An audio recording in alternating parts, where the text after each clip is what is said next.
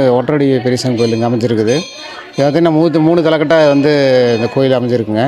இது வேண்டுதல்னு பார்த்தீங்கன்னா, அதாவது புத்திர பாக்கியம், அதேமாதிரி இந்த கயிறு கட்டுறது, டிரான்ஸ்போர்ட் சம்மந்தப்பட்டது, இந்த மாதிரிலாம் நல்லா கேட்குங்க.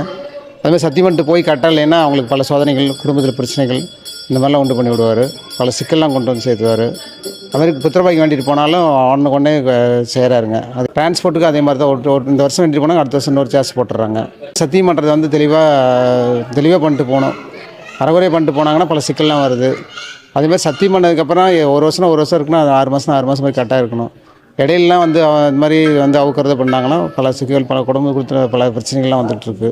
3 தலைக்கட்டு முன்னாடி பார்த்திங்கன்னா ஒரு சின்ன அந்த சுயமாக தான் இருந்தார். அதிலிருந்து தான் வந்து சிலையாக உருவானது. காலையில் 6 to சாயங்காலம் 6 வரைக்கும் இந்த கோயிலுடைய டைமிங்கு. அதுக்கு மேலே வந்து யாரும் வந்து இங்கே வந்து அலோடு கிடையாது. பூஜை 6 மணிக்கு மேலே நாங்கள் ஸ்டாப் பண்ணிடுவோம். அமாவாசை நாள் சிறப்பான நாள் கூட்டமாக இருக்கும். அன்றைக்கி பார்த்திங்கன்னா ஃபுல்லாக கூட்டம் வரும்.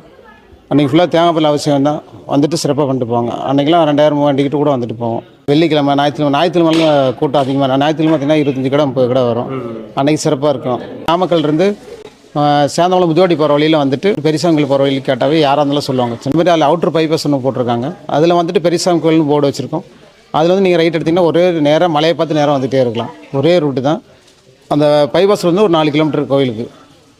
அதே மாதிரி பார்த்திங்கன்னா இது வந்து யாருக்கிட்டையும் வசூல் பண்ணியோ எதுவும் இந்த செட்டோ அல்லது வந்து இந்த குதிரையோ எதுவும் செய்ய கிடையாது. ஒருத்தங்க வேண்டுதலுக்கோசரமே அவங்க செஞ்சுருக்காங்க. அந்த யார்கிட்டையும் டொனேஷன் பண்ணி யார்கிட்டையும் செய்ய கிடையாது.